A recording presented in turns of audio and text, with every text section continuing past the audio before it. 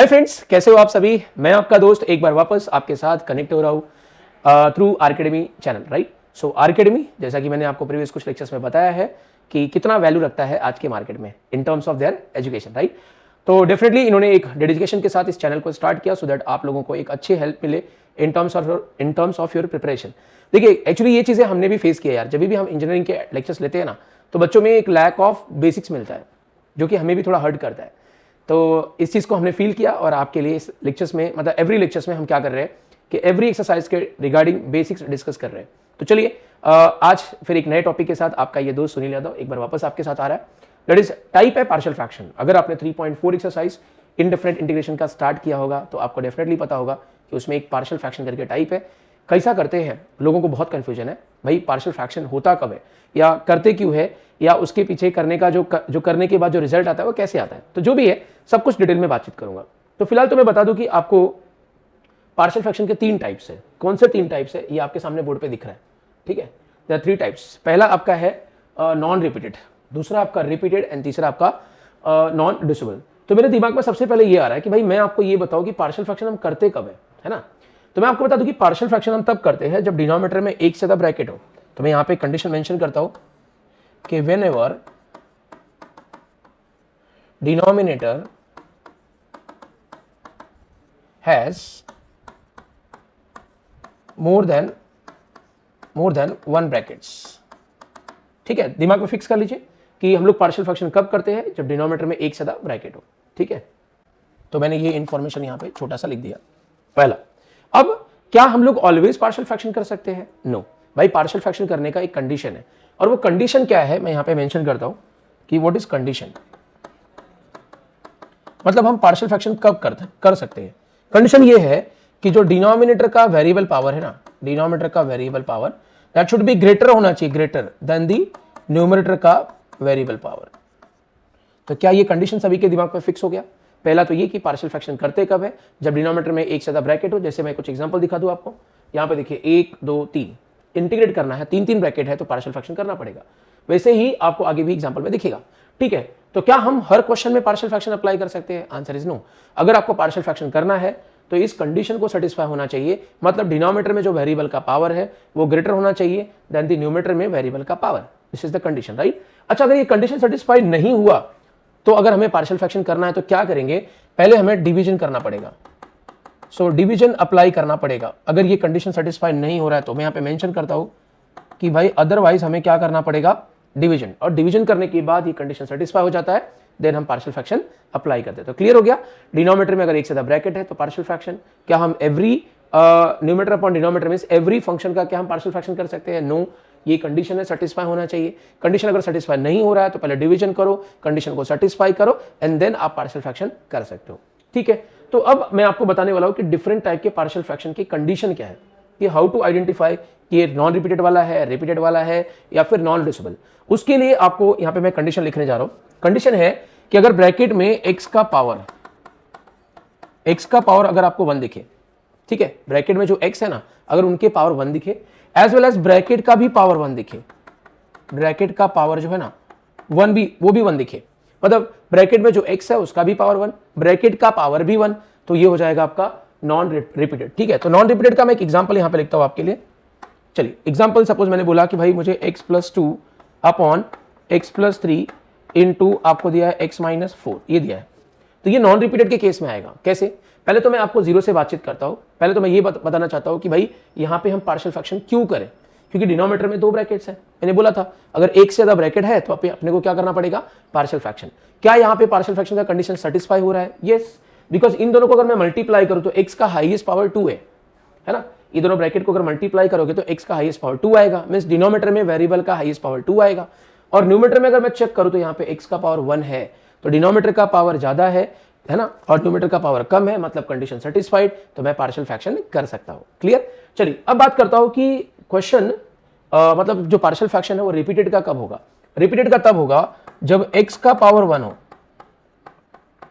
लेकिन जो ब्रैकेट का पावर है, ब्रैकेट का पावर वो आपका मोर देन 1, ब्रैकेट पावर, ठीक है, ब्रैकेट पावर जो है मोर देन 1 है। मतलब अगर ब्रैकेट का पावर 1 से ज्यादा है तो वो क्या हो जाएगा, आपका रिपीटेड वाला हो जाएगा। ठीक है, तो इसका एक एग्जांपल देके दिखाता हूं मैं आपको। सपोज आपको बोला जाए कि भाई आपको x प्लस 2 डिवाइड बाय ये आपके पास x प्लस 3 और ये आपके पास है x माइनस 4 का square. Okay, so guys repeated के केस में जैसा कि मैंने बोला था कि आपको x का पावर 1 होगा, यस, दोनों ही ब्रैकेट में आप चेक करिए x का पावर 1 है और ब्रैकेट का पावर मोर देन 1 होगा। तो देखिए इसमें तो ब्रैकेट का पावर 1 है लेकिन यहाँ पे ब्रैकेट का पावर 2 है।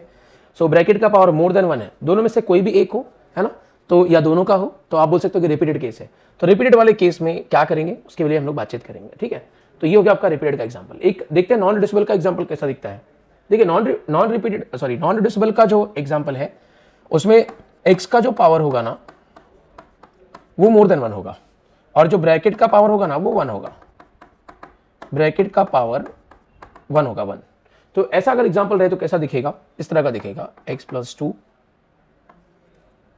चलिए एग्जांपल दिखाता हूं मैं, x प्लस 2 डिवाइड बाय ये आपका x प्लस 3 और ये x स्क्वायर माइनस 2 ले लो या फिर यहाँ पे x square plus you can say 3 में ले लेता हूँ, ये x माइनस 2 आपका और यहाँ पे स्क्वायर कर दिया मैंने।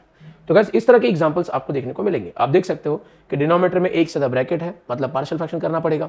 यहाँ पे अगर मैं चेक करूँ तो हर एक ब्रैकेट का पावर तो 1 है लेकिन इसमें x का पावर मोर देन 1 है, देयरफॉर ये किसका हो गया, नॉन रिड्यूसिबल का हो गया। तो गाइस अगर क्वेश्चन ये तीनों टाइप के रहेंगे तो किस तरह से एक्सपांशन करना है ये इंपॉर्टेंट है और किस तरह से वैल्यू निकालते हैं ये इंपॉर्टेंट है। तो चलिए मैं पहले आपको इसका एक्सपांशन बताता हूँ कि भाई अगर ये टाइप का दिखा नॉन रिपीटेड तो आपको किस तरह से एक्सपांशन या अजम्पशन करना पड़ेगा। तो मैंने लिखा अजम्पशन, अज्यूम करेंगे हम लोग यहाँ पे इक्वल्स टू, है ना, नॉन रिपीटेड है बिकॉज आप देख सकते हो कि ये कंडीशन सेटिस्फाई हो रहा है।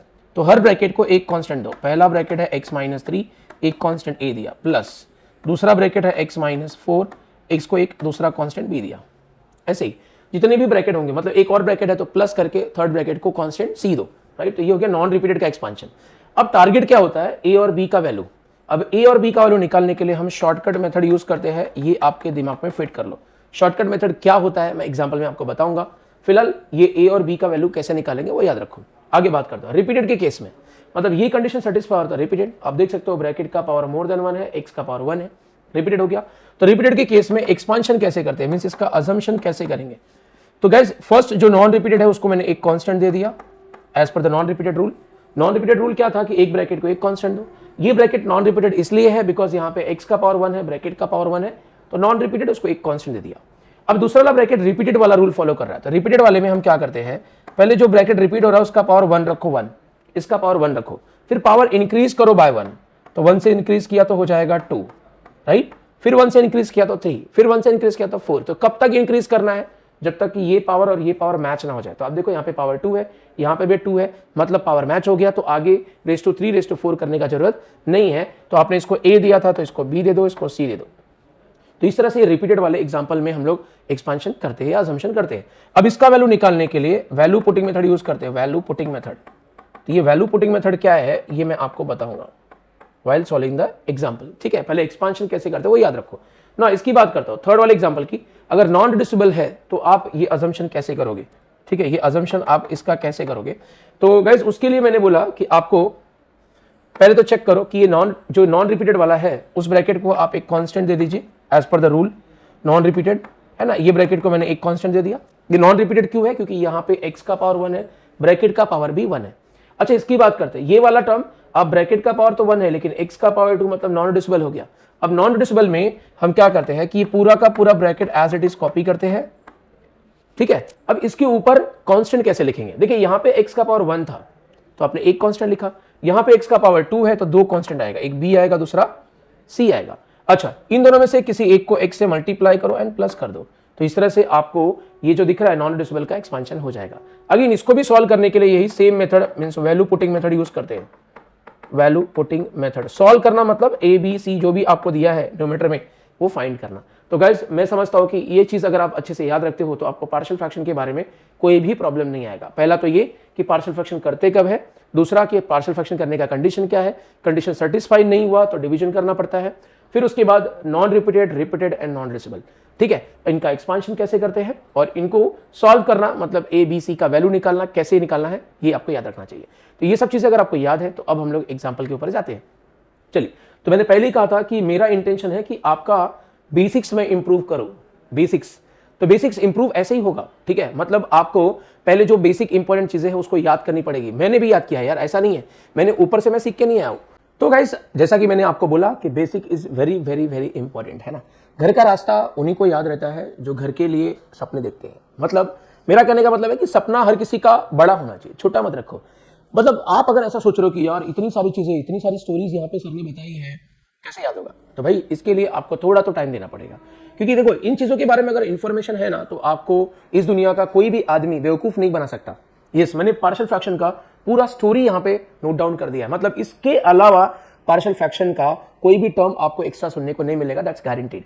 तो गाइज आप ये मेक श्योर करिए कि आपको आगे कभी आने वाली लाइफ में अगर पार्शियल फ्रैक्शन यूज हो रहा है तो ये चीजें आपको अच्छे से याद रहे, ठीक है। तो चलिए, मैंने कहा था सपने बड़े होने चाहिए, सपने छोटे मत रखो, उड़ान बड़ी रखनी है, छोटी नहीं रखनी है, ठीक है। Let's continue. तो गाइज पहला क्वेश्चन सॉल्व करने जा रहा हूं, फर्स्ट एग्जांपल, राइट। तो जरा मुझे बताइए कि इसको अगर इंटीग्रेट करना है तो क्या हमें पार्शियल फ्रैक्शन यूज करना चाहिए, सोचिए और बताइए। तब तक मैं इस इंटीग्रेशन को एक नाम देता हूं, ठीक है। मुझे बोला है कि सॉल्व करो इंटीग्रेशन को, तो लेट i इक्वल्स टू, मुझे इसको इंटीग्रेट करना है, ठीक है। मैंने इसको इंटीग्रेशन के अंदर डाल दिया। Integrate with respect to x बोला है तो यहां पे dx लेना पड़ेगा, करेक्ट। मैंने कहा आपको सोचना था। सो गाइस क्या आपने सोचा कि यहां पे पार्शियल फ्रैक्शन अप्लाई होगा, यस और नो। चलिए मैं आपकी हेल्प करता हूं, मुझे बताइए मैंने पार्शियल फ्रैक्शन कब अप्लाई होगा, ये कॉन्सेप्ट बताया था, यस बताया था। देखिए याद रखिए, ये सब चीजें बोलते ना कि वो बहुत छोटी छोटी बातें हैं लेकिन है तो बड़ा। मतलब करने के लिए स्टार्ट ही इंपॉर्टेंट है। तो स्टार्ट मालूम पड़े कि भाई पार्शियल फ्रैक्शन करना है, अजम्पशन करना है या फिर सब्स्टिट्यूशन करना है या कोई फॉर्मूला है, तो उसके लिए मैंने एक हिंट दिया है कि डिनोमिनेटर में अगर एक से ज्यादा ब्रैकेट दिख रहा है मतलब आपको करना है पार्शियल फ्रैक्शन। यस, तो very clearly we can say कि डिनोमिनेटर में 3 ब्रैकेट्स है, more than 1 bracket, that means partial fraction. Clear. अच्छा, पार्शियल फ्रैक्शन करना है तो कौन सा टाइप, 3 टाइप है ना, repeated, sorry non repeated, repeated and non reducible. आपको कौन सा लग रहा है, मैंने आइडेंटिफिकेशन बताया हुआ है, याद है आपको। मैंने कहा था अगर डिनोमिनेटर में जो ब्रैकेट्स है उनकी x की पावर ऑब्जर्व करो, एंड देन जो ब्रैकेट्स है उनके ब्रैकेट के पावर ऑब्जर्व करो, दो चीजें ऑब्जर्व करो, वहां से क्लियर हो जाएगा। तो मैं देख पा रहा हूं कि हर ब्रैकेट में x का पावर 1 है, इवन ब्रैकेट का पावर अगर मैं चेक करूं तो भी 1 है। तो क्या लगता है, x का पावर 1, ब्रैकेट का पावर 1, क्या लगता है आपको कौन सा टाइप होगा? ऑफ कोर्स ये नॉन रिपीटेड टाइप है। सो नॉन रिपीटेड टाइप है तो आपको नॉन रिपीटेड वाले वे से पहले पार्शियल फ्रैक्शन करना चाहिए, ठीक है। तो उसके लिए मुझे अजम्पशन करना पड़ेगा, right. Let's start the assumption part. तो अजम्पशन कैसे करोगे, है ना। तो उसके लिए मैं अजम्पशन कर रहा हूं कि x स्क्वायर ये जो +2 है डिवाइड बाय ये आपके पास 3 bracket, first bracket, second bracket, third bracket, 3 brackets है, right, is equals to first bracket को हम लोग फर्स्ट कांस्टेंट देंगे that is a, second bracket को हम सेकेंड कांस्टेंट देंगे that is b, third bracket को थर्ड कांस्टेंट देंगे दैट इज c। समझ में, मैंने बोला था अगर आपको नॉन रिपीटेड है तो हर एक ब्रैकेट को एक कांस्टेंट देना होता है। फर्स्ट ब्रैकेट को a दिया, सेकंड को b दिया, थर्ड को c दिया। टारगेट है a b c का वैल्यू। a b c का वैल्यू निकालने के लिए मैंने आपको बोला था कि यहाँ पे शॉर्टकट मेथड अप्लाई करना पड़ेगा, यस और नो। नॉन रिपीटेड है तो शॉर्टकट, ठीक है। शॉर्टकट मेथड क्या बोलता है, लेट्स सी कैसे करते हैं। तो शॉर्टकट मेथड से अपने को a b और c निकालना, तो मैं यहाँ पे लिखता हूँ a b c, ठीक है। तो पहले ये स्ट्रक्चर बना लेता हूं मैं a b c के लिए।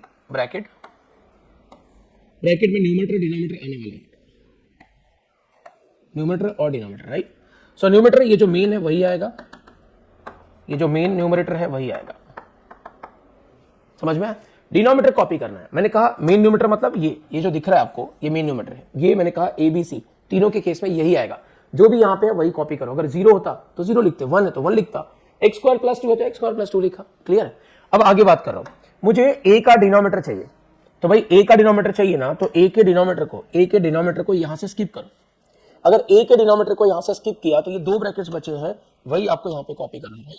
तो यहां पे आपका ये जो 2 ब्रैकेट्स बचे हैं वो मैं कॉपी कर रहा हूं, समझ में आया। चलिए b के लिए अगर करना है, b के लिए तो b का जो डिनोमिनेटर है ना, b का डिनोमिनेटर यहां से स्किप करो, मतलब कैंसिल करो। तो यहां पे अब क्या दिख रहा है वही यहां पे कॉपी करना है। दिख रहा है x - 1, है ना, एक मिनट, यहां पे दिख रहा है x - 1 और ये आपका x + 3।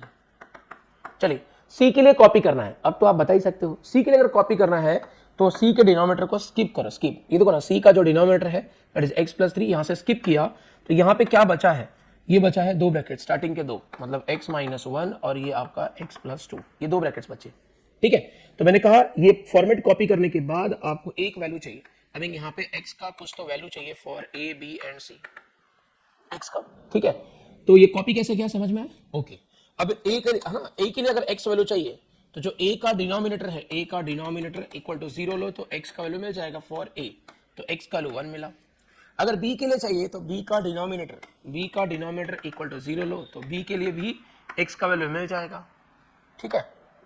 अगर c के लिए चाहिए तो अगेन जो c है उसका डिनोमिनेटर इक्वल टू 0 लो, डिनोमिनेटर इक्वल टू 0 लिया तो c का वैल्यू मिल जाएगा, x का डिनोमिनेटर इक्वल टू 0, ये हमें c के लिए x वैल्यू देगा, b का डिनोमिनेटर इक्वल टू 0 तो b का हमें x वैल्यू देगा। तो इस तरह से आपको ये जो x वैल्यू मिले हैं इसी को पुट करना है। तो चलिए स्टार्ट करता हूं, मुझे x का वैल्यू 1 इसके अंदर डालना है, तो ये हो जाएगा 1 का square plus 2 divide by 1 plus 2 मतलब 3 हो गया, 1 प्लस 3 मतलब 4 हो गया। तो अगर मैं इसको सॉल्व करता हूं तो यहाँ पे मिला है 1 का square means 1, 1 plus 2 is 3, 3 upon 3 into 4, right. तो यहाँ पे कैंसिलेशन हो रहा है, इस 3 का कैंसिलेशन, तो फाइनली हमें मिलेगा ये 1/4, क्लियर है। चलिए इसकी बात करता हूँ, x का वैल्यू -2 यहाँ पे डालोगे, x का वैल्यू -2 तो ये हो जाएगा -2 का स्क्वायर प्लस 2 डिवाइड बाय -2 -1 मतलब -3 हो जाएगा, -2 और ये +3 मतलब 1 हो जाएगा। मैंने x की जगह पे -2 लिखा तो -2 -1 -3, -2 + 3 1 हो गया। सिंप्लीफाई करेंगे तो -2 का स्क्वायर 4 है ना, 4 + 2 मतलब 6 डिवाइड बाय -3 × 1 इज -3। अब अगर आप यहाँ पे कैलकुलेशन करो तो कैंसिल हो रहा है, 3 2 = 6, राइट। तो आंसर आया है -2, ये 2 तो बचा ही था और ये डिनोमिनेटर का माइनस, तो -2 हो गया, तो b का वैल्यू मिल गया। सिमिलरली अब c का वैल्यू तो आप निकाल सकते हो, राइट। x का वैल्यू -3 डालोगे तो ये -3 का स्क्वायर हो जाएगा और ये आपका +2 है ना, -3 का स्क्वायर +2 और ये -3 -1 मतलब -4 हो जाएगा और ये -3 + 2 करोगे तो -1 हो जाएगा। तो 3 का स्क्वायर -3 का स्क्वायर 9 हो गया, +2 डिवाइड बाय -4 × -1 मतलब +4, तो ये हो गया आपका 11/4। तो बस इस तरीके से आपने a b और c इन सब के वैल्यू जो आपने फाइंड आउट किया है आपको इस अजम्पशन वाले स्टेप पे पुट करना पड़ेगा। चलिए तो मैं यहाँ पे लिखता हूँ कि this is your step, right, ये अजम्पशन वाला स्टेप ये रहा आपका। तो अगर मैं इसको इक्वेशन 1 बोलूँ तो इसमें आपको पुट करना पड़ेगा, तो मैं लिखता हूँ देयरफॉर 1 बिकम्स 1 में पुट करते हैं हम लोग।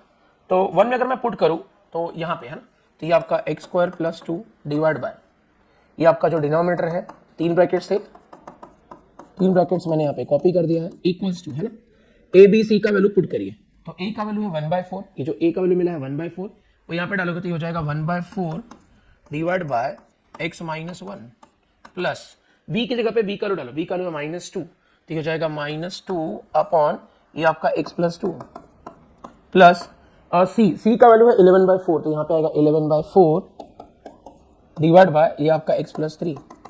तो मैंने क्या किया कि मैंने ये जो a b c का वैल्यू था इस अजम्पशन वाले स्टेप में पुट कर दिया। तो गाइस ये मेरा पार्शियल फ्रैक्शन कंप्लीट हो गया। तो पार्शियल फ्रैक्शन का टास्क डन हो गया, मतलब आपकी जो मल्टीपल टर्म्स थे डिनोमिनेटर में इनको मैंने अलग अलग कर दिया। अब मैं जस्ट इंटीग्रेशन में इसको पुट करूंगा, तो देयरफॉर मैं लिखता हूं देयरफॉर इंटीग्रेशन का वैल्यू, इंटीग्रेशन देखिए ना, मैं इसकी जगह पे ये जो पार्शियल फ्रैक्शन ने वैल्यू दिया है वो मैं पुट करने वाला हूं। तो मुझे मिला है 1/4, ये आपका है 1/4 divide by x - 1 plus into minus is -2 upon ये आपका x + 2, राइट, फिर प्लस ये आपका 11/4 डिवाइड बाय ये x + 3। ये जो न्यूमरेटर है उस न्यूमरेटर की जगह पे सॉरी ये जो फंक्शन था इंटीग्रेशन के जो अंदर फंक्शन था इसका वैल्यू पार्शियल फ्रैक्शन में जो दिया था वो मैंने यहाँ पे कॉपी पेस्ट कर दिया है। बस अब आपको as per the formula integrate करना है, ठीक है। मैं इंटीग्रेशन को अंदर लेके जाता हूँ, इंटीग्रेशन सभी को दूंगा, पहले वाले को दिया, देखिए कितने टर्म्स है, ये फर्स्ट टर्म, ये सेकेंड टर्म, ये थर्ड टर्म, इंटीग्रेशन में इनको असाइन कर रहा हूँ, राइट। फर्स्ट वाले को दूंगा तो ये 1/4 कांस्टेंट है, ये न्यूमरेटर कांस्टेंट तो बाहर इंटीग्रेशन ऑफ 1 अपॉन x - 1 हो जाएगा। फिर इसको दूंगा तो ये -2 कांस्टेंट है बाहर, तो 1 अपॉन ये आपका x + 2 हो जाएगा। एंड द लास्ट वन अगर मैं इंटीग्रेशन इसको दूं, ये वाले टर्म को दूं इसको, तो अगेन 11/4 कांस्टेंट है बाहर जाएगा, मींस कोएफिशिएंट है बाहर जाएगा और ये 1 अपॉन x + 3 हो जाएगा। तो मैंने इंटीग्रेशन जितने टर्म्स है सभी को दिया, इसको भी दिया, इसको भी दिया, इसको भी दिया, कोएफिशिएंट को बाहर निकाले। नाउ यहाँ पे एक ही कॉमन फॉर्मूला है जो यूज हो रहा है, यू कैन सी कि नीचे जो फंक्शन है उसका डेरिवेटिव ऊपर आएगा, चेक कर लीजिए। x का डेरिवेटिव अगर x से निकालोगे तो 1 हो जाएगा, 1 का डेरिवेटिव 0 तो 1 - 0 मतलब 1 आएगा, ऊपर 1 है। सिमिलरली इसका भी डेरिवेटिव ऊपर 1 है, इसका डेरिवेटिव ऊपर 1 है, तो नीचे अगर फंक्शन है ऊपर उसका डेरिवेटिव है, तो हम लिखते हैं log of denominator, right. Same story यहां पे भी आएगा, log of denominator. Same story यहां पे भी आएगा, अगेन यहां पे आ जाएगा log ऑफ डिनोमिनेटर। मतलब हर एक इंटीग्रेशन का जो यहाँ पे पैटर्न दिख रहा है, नीचे जो फंक्शन है उसका डेरिवेटिव ऊपर है, इसलिए फॉर्मूला यूज हुआ। एंड वी नो कि इंडेफिनिट टाइप है, इसलिए प्लस सी आएगा। तो guys this is how we integrate by partial fraction. क्या ये कैलकुलेशन सभी को समझ में आया? तो बहुत ही सिंपल हो जाता है। इंटीग्रेट करने के बाद जो आगे का जर्नी, सॉरी पार्शियल फ्रैक्शन करने के बाद जो आगे का जर्नी है वो बहुत सिंपल होता है। मैक्सिमम टाइम ये फॉर्मूला लगता है कि नीचे जो फंक्शन है उसका डेरिवेटिव ऊपर आता है। तो चलिए ऐसे और भी एग्जांपल आपके एक्सरसाइज में है, आई होप आप अभी सॉल्व कर पाओगे, राइट। एक और एग्जांपल देखते हैं, different type of partial fraction. चलिए बोला है integrate the following with respect to x, ठीक है। 3x - 2 upon x + 1 the whole square and into x + 3। Again अगर आप चेक करो तो यहाँ पे डिनोमिनेटर में मोर देन 1 ब्रैकेट है। कैन यू आइडेंटिफाई कि यहाँ पे पार्शियल फ्रैक्शन करना है या नहीं? चलिए फटाफट क्वेश्चन देखिए और मुझे बताइए कि यहाँ पे कौन से टाइप का आपको पार्शियल फ्रैक्शन समझ में आ रहा है। Let's continue. तो गाइस सबसे पहले मैं इस इंटीग्रेशन को आई लेता हूं। मुझे बोला है कि इंटीग्रेट करिए, तो let i is equals to, इसको मैं इंटीग्रेट करूंगा, मेरे पास है 3x - 2 अपॉन x + 1 का स्क्वायर इंटू x + 3 और ये आपका dx। आपके दिमाग में ये आया क्या कि यहाँ पे पार्शियल फ्रैक्शन अप्लाई करना है? आया क्या? यस डेफिनेटली आया होगा, क्योंकि यहाँ पे मल्टीपल ब्रैकेट्स है डिनोमिनेटर में। मैंने बोला था कि अगर एक से ज्यादा ब्रैकेट्स है डिनोमिनेटर में मतलब हमें पार्शियल फ्रैक्शन करना है, ठीक है। पार्शियल फ्रैक्शन का कौन सा टाइप है, डू यू रिमेंबर? यहाँ पे 3 टाइप्स थे, repeated, non repeated, non reducible.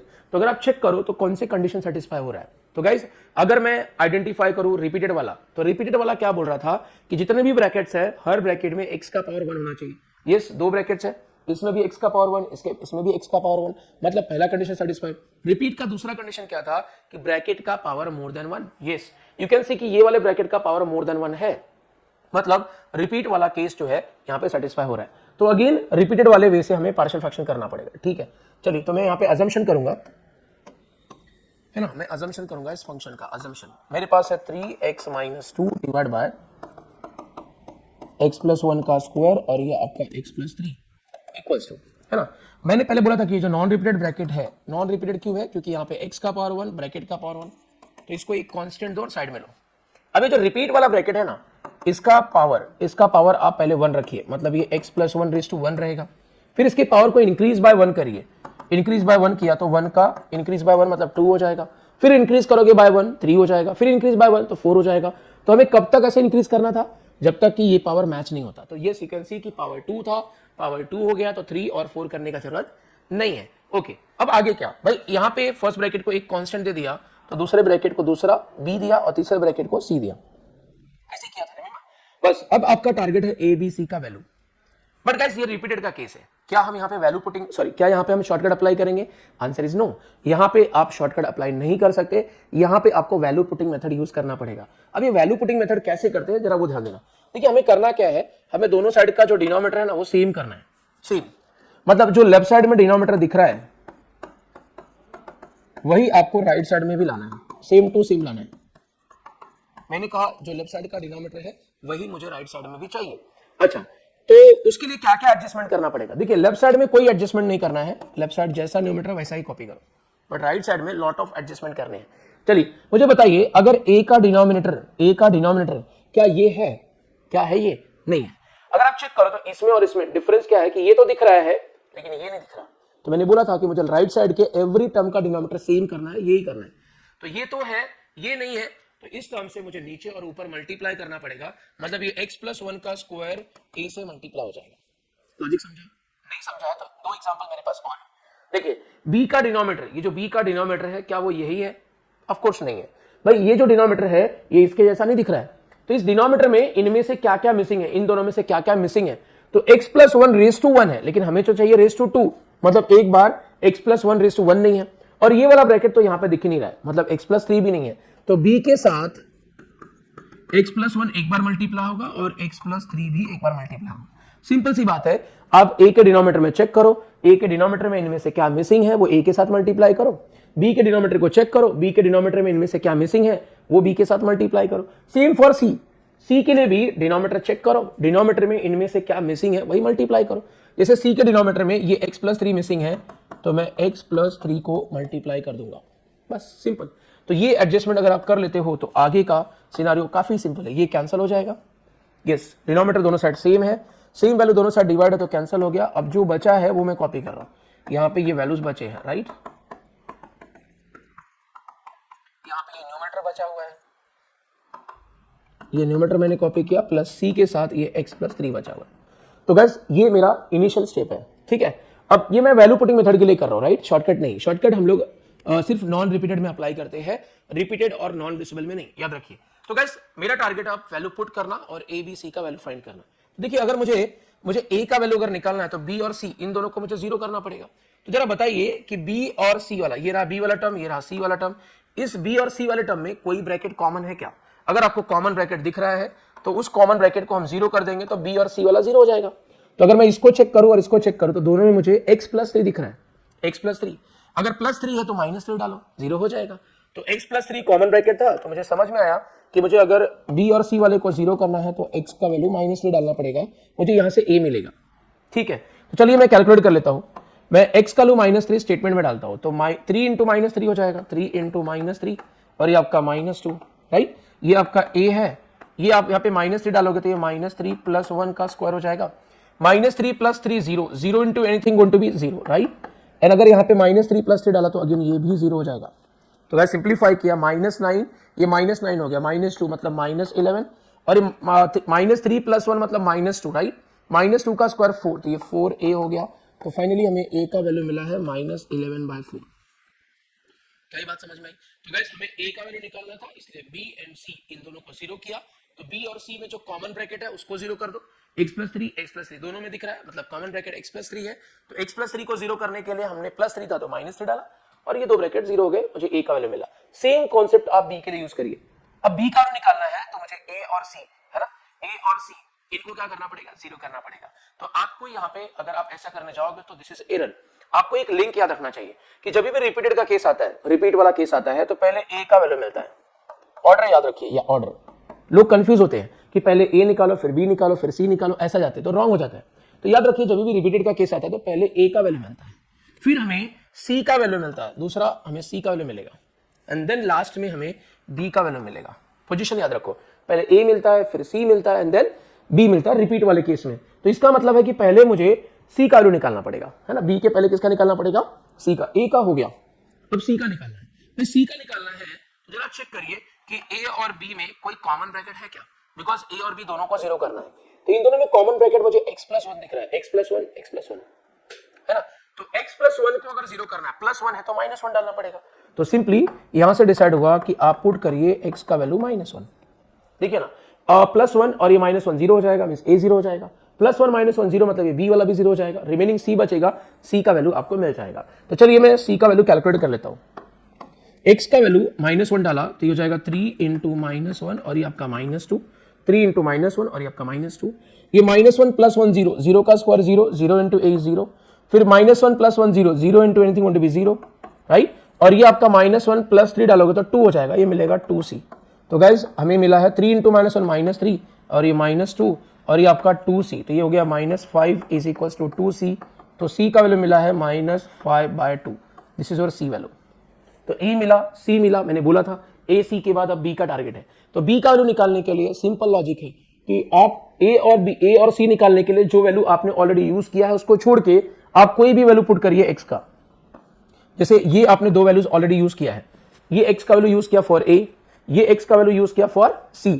अब इन दो वैल्यूज को छोड़ के कोई भी तीसरा वैल्यू आप पुट कर लीजिए, आपको b का वैल्यू मिल जाएगा। समझ में? तो यही होता है वैल्यू पुटिंग। तो गाइस -3 और -1 को अगर मैं छोड़ दूं तो there are lot of values, तो बड़े वैल्यूज पुट करोगे तो कैलकुलेशन भी बड़ा होगा, तो छोटा डालो ना। हमने जीरो नहीं यूज किया है, तो गाइस यहाँ पे मैं पुट कर लेता हूँ x का वैल्यू 0 और मुझे इजीली अब b का वैल्यू मिल जाएगा। Let's calculate. तो गाइस अगर मैंने x का वैल्यू 0 डाला तो 3 इंटू 0 0, 0 -2 करूंगा तो -2 आ जाएगा, इज इक्वल टू, राइट। 0 डाला तो 0 प्लस 1 इज 1, 1 का square is 1, 1 into a is a, right. अच्छा 0 डालूंगा तो 0 प्लस 1 मतलब 1, 0 प्लस 3 मतलब 3, तो 1 इंटू 3 इज 3, तो ये 3 भी हो जाएगा। फिर लास्ट पार्ट अगर मैंने 0 डाला तो 0 plus 3 is 3, 3 into c 3c हो जाएगा। तो हमारे पास a और c के वैल्यूज तो है, तो करस्पॉन्डिंग b भी मिल जाएगा। तो चलिए पुट करता हूं, तो -2, राइट, ये आपका -2 इक्वल्स टू a का वैल्यू है -11/4 plus 3b plus 3c, c का वैल्यू है -5/2, राइट। तो ये 3b को मैं यहाँ पे रखता हूँ, ये 3b मेरा इधर ही है और इसको इधर लेके आओ तो ये ऑलरेडी -2 था, इधर आके प्लस 11/4 हो जाएगा। ये 3 इंटू -5 -15 हो गया, -15/2 को उधर लाया तो प्लस 15/2 हो जाएगा। सभी के डिनोमिनेटर कॉमन कर लो तो ये इसका डिनोमिनेटर 1 है, 1 4 2 का एलसीएम 4 आ जाएगा, राइट। इक्वल टू ये आपका 3b। अब इसके डिनोमिनेटर को 4 बनाना पड़ेगा क्योंकि कॉमन डिनोमिनेटर 4 है, तो 4 बनाने के लिए ऊपर और नीचे 4 से मल्टीप्लाई कर दो। इसका तो ऑलरेडी 4 है तो ये 11 ही आएगा, राइट। इसका 4 बनाना तो 2 से ऊपर नीचे मल्टीप्लाई करो, राइट। तो 30 और 11 41 हो गया, 41 में से 8 गया तो 33 हो जाएगा। 33/4 इज इक्वल टू 3b, तो b का वैल्यू आ गया 11/4। तो इस तरह से आपके a, b और c ऑल वैल्यूज को आपने फाइंड आउट कर लिया है। तो a, b, c का वैल्यू जो मिला है आपको इस मेन अजम्पशन वाले स्टेप में पुट करना पड़ेगा, ठीक है। तो चलिए मैं इसको लेता हूं कि 1, this is your equation number 1 जहां पे आपने अजम्पशन किया है, इसमें पुट करिए। तो मैं लिखता हूं कि देयरफॉर 1 बिकम्स, ठीक है, 1 में पुट कर रहा हूं तो ये हो गया आपका 3x - 2 डिवाइड बाय ये आपका x + 1 का स्क्वायर और ये आपका x + 3 is equals to, right. Values को मैं पुट करता हूं तो अगर मैं यहाँ पे पुट करूं वैल्यूज तो a का वैल्यू है -11/4 upon x + 3, right, upon x + 3, a का वैल्यू a हो गया, प्लस b का वैल्यू यहाँ पे मिला है विच इज 11/4, सी 11/4, तो यहाँ पे b की जगह पे मैं 11/4 लिखूंगा, 11/4 डिवाइड बाय ये आपका x + 1/1 मीन्स वही आएगा, प्लस c का वैल्यू मिला है -5/2 डिवाइड बाय ये x + 1 का स्क्वायर। तो गाइस आपने देखा कि हमारा पार्शियल फ्रैक्शन का टास्क कंप्लीट हुआ, मतलब ये जो रिपीटेड वाला टाइप था उसका यूज करके हमने ये जो पार्शियल फ्रैक्शन है वो कंप्लीट किया। आगे बात करते हैं। अब ये जो वैल्यू मिला है मुझे इस फंक्शन का, मैं इस इंटीग्रेशन में डाल दूंगा, तो देयरफॉर इंटीग्रेशन है ना, ये जो इसको मैं निकालूंगा और इसकी जगह पे ये जो पार्शियल फ्रैक्शन ने दिया है ये वैल्यू मैं पुट कर रहा हूं। तो ये रहा आपका फर्स्ट वैल्यू प्लस ये आपका सेकंड वैल्यू और ये प्लस इंटू माइनस मतलब माइनस हो जाएगा 5/2, ये हो गया आपका x + 1 का square and this is your dx, right. तो मैंने इसका पार्शियल फ्रैक्शन करके इसका रिप्लेसमेंट जो मिला था वो पुट कर दिया। अब इसको इंटीग्रेट करना मेरा टारगेट है। देखिए इसको इंटीग्रेट करना इट्स क्वाइट इजी, आपको हर किसी टर्म को इंटीग्रेशन देना पड़ेगा। आपके पास कितने टर्म्स है यहाँ पे अगर चेक करो तो ब्रैकेट के अंदर first term, second term, third term. चलिए 1 बाय 1 सबको इंटीग्रेशन देता हूँ। पहले वाले को दिया तो ये -11/4 साइड में जाएगा, है ना, ये न्यूमेरेटर जो दिख रहा है ये कोएफिशिएंट है, ये बाहर जाएगा, 1/x + 3 को हम इंटीग्रेशन देंगे, फिर प्लस ये 11/4 कांस्टेंट है बाहर जाएगा, इंटीग्रेशन देंगे 1/x + 1 को, राइट, ये आपका dx। इसको दोगे तो अगेन ये 5/2 कांस्टेंट है बाहर जाएगा, यहाँ पे बचा है 1/x + 1 का स्क्वायर, राइट। अच्छा ये जो 1/x + 1 का स्क्वायर इसको अगर मैं ऊपर लेके गया क्योंकि पावर मोर देन 1 है तो मैं ऊपर लेके जाता हूँ तो रेज़ टू -2 हो जाएगा। अगर किसी भी टर्म को नीचे से ऊपर लेके जाते हो तो उसके पावर का साइन चेंज होता है, तो +2 ऊपर जाके -2 हो गया। अब इसको इंटीग्रेट करना है गाइस, तो ये -11/4 तो एट इट इज। नीचे जो फंक्शन है उसका अगर आप डेरिवेटिव निकालोगे ना, मतलब x + 3 का डेरिवेटिव निकालोगे तो 1 आएगा, x का डेरिवेटिव 1, 3 का डेरिवेटिव 0, तो 1 + 0 = 1। नीचे वाले फंक्शन का डेरिवेटिव ऊपर है तो log ऑफ ये डिनोमिनेटर हो जाएगा प्लस ये आपका 11/4। अगर नीचे जो फंक्शन है उसका डेरिवेटिव निकालोगे तो फिर से 1 आएगा, मतलब नीचे जो फंक्शन है उसका डेरिवेटिव ऊपर है तो log ऑफ डिनोमिनेटर यूज हुआ। अगर इसकी बात करेंगे तो ये -5/2 तो एज इट इज। यहाँ पे function raise to n formula use होगा, फंक्शन रेज़ टू n। तो मैं आपके लिए यहाँ पे फंक्शन रेज़ टू n का फॉर्मूला लिखता हूँ। आपके पास अगर फंक्शन है और रेज़ टू n है तो इसका इंटीग्रेशन होता है function raise to n + 1 upon n + 1 into coefficient of x। तो ये ओरिजिनल फॉर्मूला जो दिख रहा है आपको, ये फॉर्मूला अप्लाई करने का एक कंडीशन है। कंडीशन क्या है कि इस फंक्शन में x का मैक्सिमम पावर 1 होना चाहिए। अगर मैक्सिमम पावर 1 है तो आप ये फॉर्मूला यूज कर सकते हो। चलो यहाँ पे आते हैं, ब्रैकेट का पावर मतलब फंक्शन रेज़ टू n, जो अंदर है वो फंक्शन है, पावर में जो दिख रहा है वो n है। तो क्या ये फॉर्मूला यहाँ पे अप्लाई होगा? उसके लिए कंडीशन क्या है कि x का जो मैक्सिमम पावर है, इस वेरिएबल का जो मैक्सिमम पावर है फंक्शन के अंदर वो 1 होना चाहिए। तो यू कैन सी कि यहाँ पे ब्रैकेट के अंदर जो x है उसका मैक्सिमम पावर 1 है, तो हम ये फॉर्मूला वहां पे अप्लाई करेंगे तो ये हो जाएगा फंक्शन रेज़ टू ये n + 1 अपॉन n + 1 है ना, इनटू कोएफिशिएंट ऑफ x यहाँ पे 1 है और इनडेफिनेट है तो प्लस ही हो जाएगा। तो फाइनली सिंप्लीफाई कर लीजिए, this is your last answer. तो ये -11/4 ये आपका log प्लस 11/4 ये आपका log ये आपका माइनस है ना, ये -2 प्लस और मतलब -1 हो गया, -1 इंटू 1 इज -1, -1 से इसको मल्टीप्लाई कर दो प्लस, ये आपका 5/2 हो गया, और ये डिनोमिनेटर में आएगा तो रेस टू -1 है, नीचे आके रेस टू +1 हो जाएगा and plus c. So this is your final answer for the integration. तो गाइस यहाँ पे जो पार्शियल फ्रैक्शन का काम था, पार्शियल फ्रैक्शन का काम वो सिर्फ डिनोमिनेटर में एक है ना, डिनोमिनेटर में जो तो मल्टीपल ब्रैकेट से, मैं थोड़ा रिड्यूस करता हूं सो दैट मैं आपको कंक्लूड कर सकूं, राइट।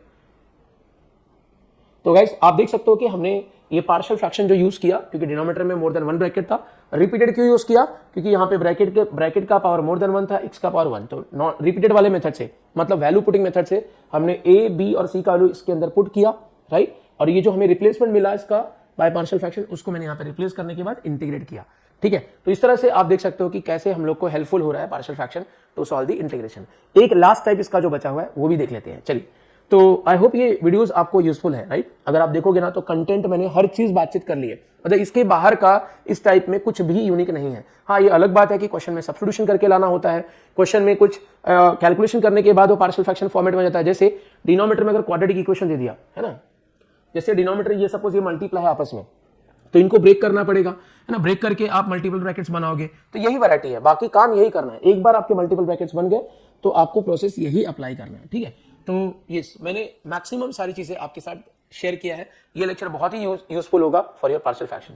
चलिए, ये क्वेश्चन जैसे वन ऑफ दोस टाइप है जो मैंने बोला था कि डायरेक्टली पार्शियल फ्रैक्शन नहीं दिख रहा है, इसको उस फॉर्मेट में लाना पड़ेगा, ठीक है। तो देखिए, मेरा टारगेट क्या है, मुझे इसको इंटीग्रेट करने को बोला है विद रिस्पेक्ट टू एक्स। तो पहले मैं इस इंटीग्रेशन को आई लेता हूं, ठीक है।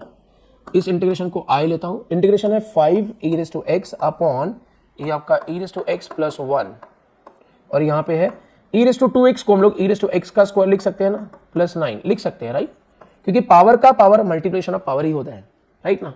अब देखिए यहां पे वो स्ट्रेट अवे पार्शियल फ्रैक्शन है, ऐसा नहीं दिख रहा है, स्ट्रेट अवे पार्शियल फ्रैक्शन ऐसा नहीं दिख रहा है।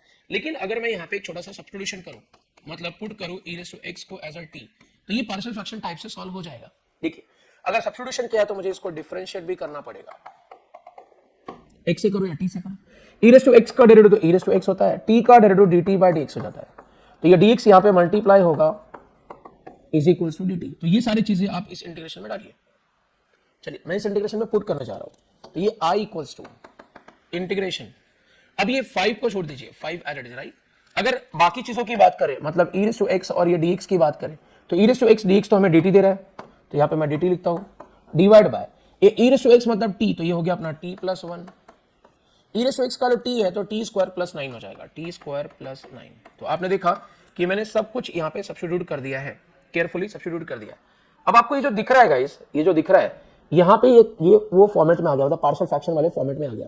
सो गाइस, इंटीग्रेट करना है तो पहले 5 को बाहर ले लीजिए, 5 को बाहर लेंगे हम लोग, तो अंदर बचा है ये 1 अपॉन 5 गया तो 1 हो गया, राइट। ये हो गया आपका t + 1 इंटू ये आपका t² + 9 और ये आपका dt, राइट। तो क्या आप यहाँ पे आइडेंटिफाई कर पा रहे हो कौन से टाइप का ये पार्शियल फ्रैक्शन होगा? बिकॉज डिनोमिनेटर में 2 ब्रैकेट्स हैं, इसलिए पार्शियल फ्रैक्शन तो करना होगा। भाई अगर ये रिपीटेड होता तो ब्रैकेट के पावर मोर देन 1 होते, दोनों ही ब्रैकेट के पावर 1 है, 1 नॉन रिपीटेड तो नहीं है, या तो नॉन रिपीटेड होगा या तो नॉन रिड्यूसिबल।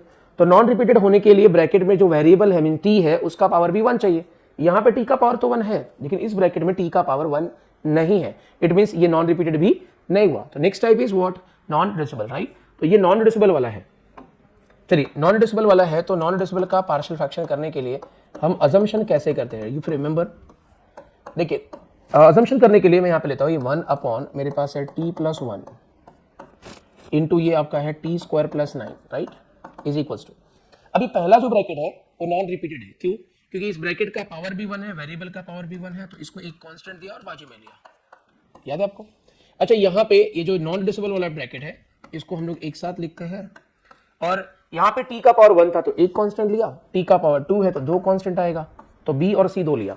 इन दोनों में से किसी एक को वेरिएबल से मल्टीप्लाई करना पड़ता है।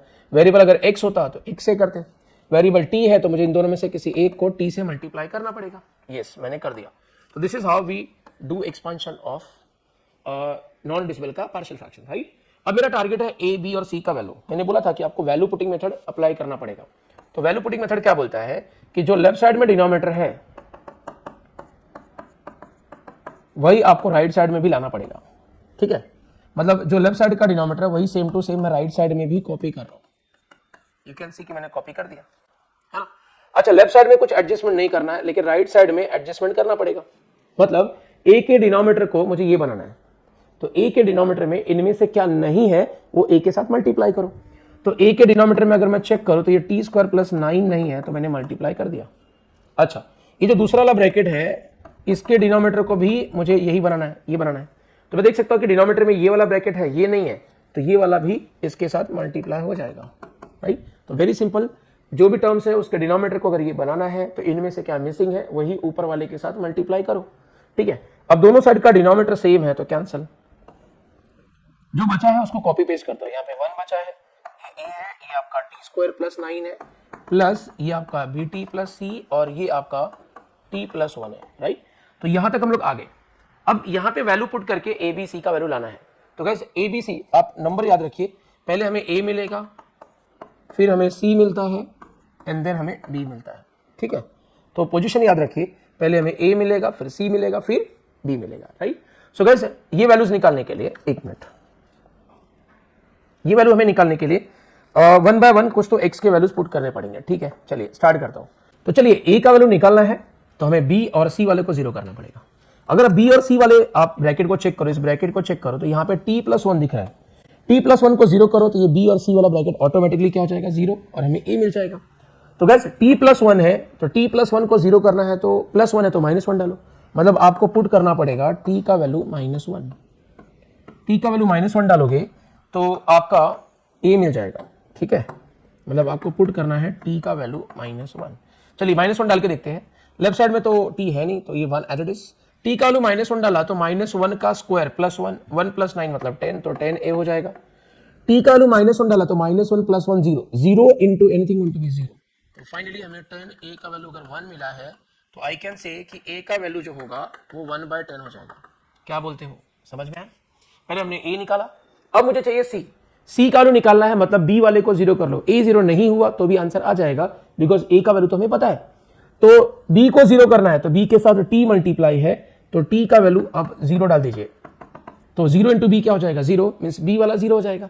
तो हमें a और c के टर्म में एक्सप्रेशन मिलेगा, a का वैल्यू पता है तो हमें c मिल जाएगा। चलिए तो ये 1 है ना, लेफ्ट साइड में t तो है नहीं तो ये 1 है, और t का वैल्यू 0 डाला तो 0 का स्क्वायर 0, 0 प्लस 9 इज 9, 9a हो जाएगा, राइट। अगर t का वैल्यू 0 डाला तो b into 0 is 0, 0 plus c मतलब c आ जाएगा। t का वैल्यू 0 डाला तो 0 इंटू 1 इज 1, 1 इंटू c करोगे तो c आ जाएगा। तो समझ में आ रहा है? देखिए कैलकुलेशन, ये कैलकुलेशन का पार्ट है, it's not a integration, right. तो कैलकुलेशन के पार्ट में आपको थोड़ा एक्टिवली इन्फॉर्म होना पड़ेगा, एक्टिवली। सो गाइस मेरे पास a का वैल्यू अवेलेबल है तो मैं a का अगर मैं 1/10 डालूं तो ये 9/10 हो जाएगा, प्लस c, तो ये जो मेरा 9/10 है अगर मैं लेफ्ट में लाऊं तो -9/10 हो जाएगा, और अगर मैं सिंप्लीफाई करूं तो 10 1 जा 10, -9 मतलब 1, 1/10 हो जाएगा। तो मेरे पास a आ गया, c आ गया, अब b चाहिए।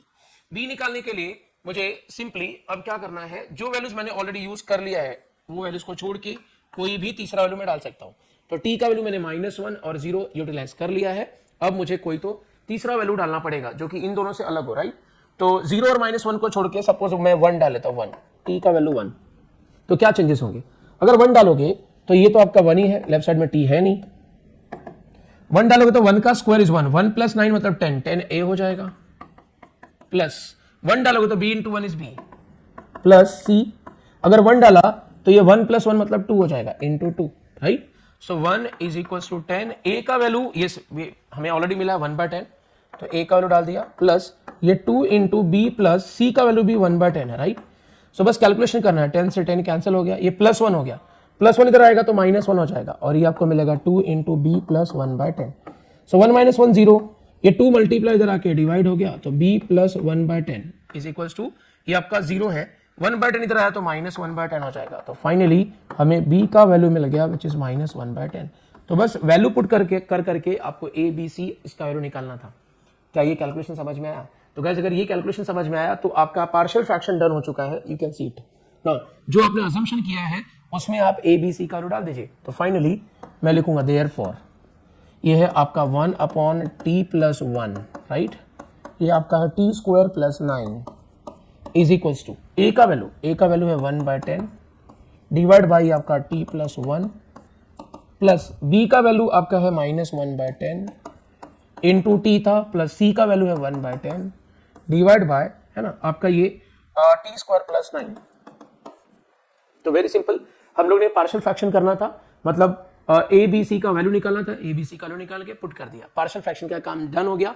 नाउ अब इंटीग्रेशन सॉल्व करेंगे। चलिए, तो इस इंटीग्रेशन में मैं वैल्यू सब्स्टिट्यूट करता हूं, therefore i is equals to integration इसका पूरा, सॉरी यहाँ पे हम लोग है राइट, ये वाला इंटीग्रेशन सॉल्व कर रहे हैं। तो ऑलरेडी आपका ये 5 बाहर पड़ा हुआ था इंटीग्रेशन, इसका वैल्यू हमें रिप्लेसमेंट करके मिला है 1/10 डिवाइड बाय टी प्लस 1, फिर आपका ये plus minus 1/10 T plus 1/10 divide by आपका टी स्क्वायर प्लस 9 और ये आपका dt राइट, मैंने ये dt लिखा, इसको सिर्फ रिप्लेस किया है बाय जो पार्शियल फ्रैक्शन मिला था उससे।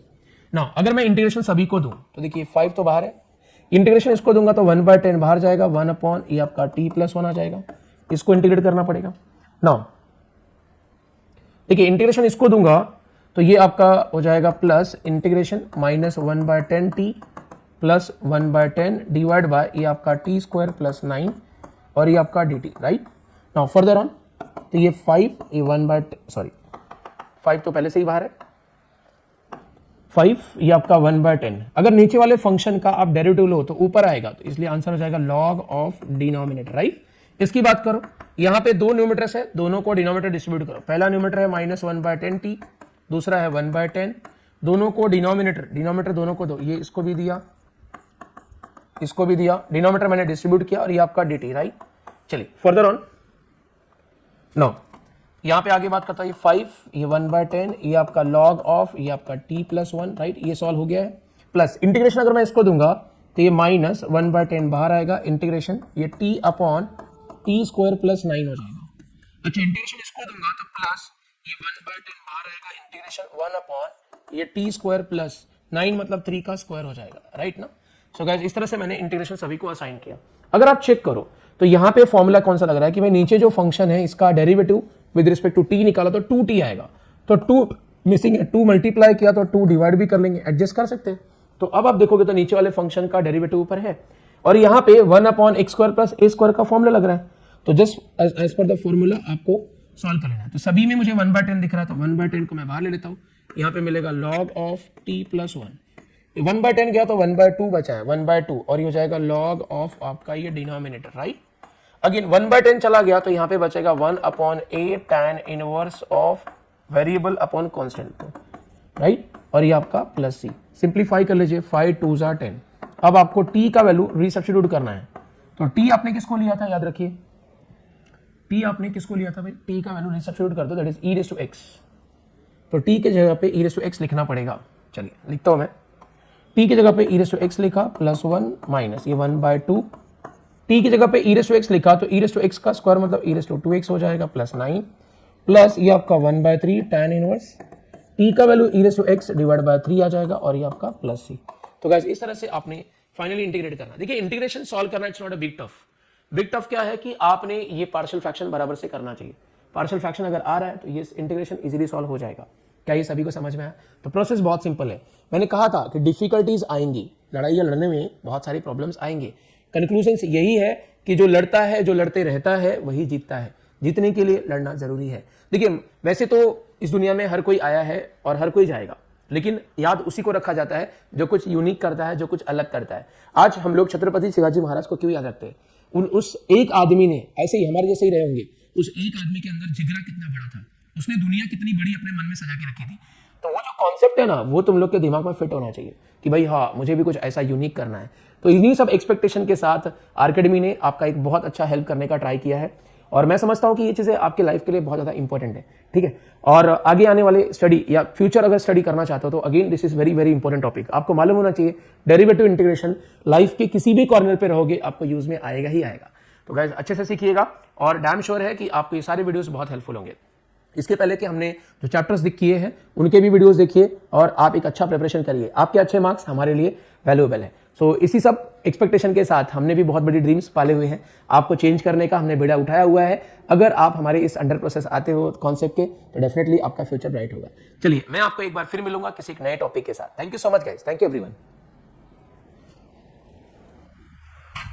तो एक टॉपिक क्लोज हुआ।